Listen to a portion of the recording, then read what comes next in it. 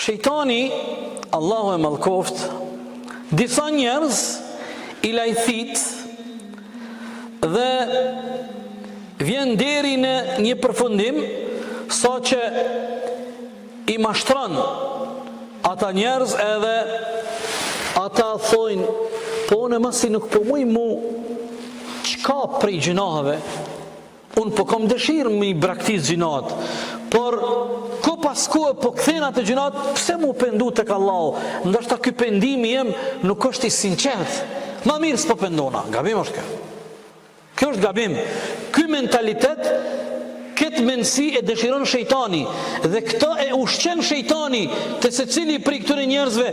Jo, keni me i pa hadithet, sa herë bën ti bashkë me mu gjuna, dush mu pendu tek Allahu.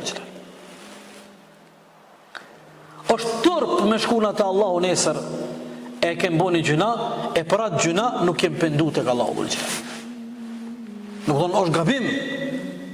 Nuk guxon ti me mu bashkë me dalë para Allahut për gjunat që i ke bën dynjë e nuk ke kërku falet Allahu. A ti fal Allahu, a nuk të fal Allahu? A e pranon pendimin e Allahu për ti? A se pranon? A të mëshiron, a nuk të mëshiron? Kjo nuk është puna jote. Kjo nuk është puna jote. Kjo është nën mëshirën e të madhit Allah. Unë dhe ti kemi obligim mas do gjunahu të madh, të vogël, haptazi, kur e bojmë, fshehurazi kur e bojmë, kur e përsëritim, nëse vazhdimisht do të më pendu. Mos me shku të Allahu e me na mbet ndonjë gjuna që ne nuk kemi pendu tek Allahu te baraka o taala.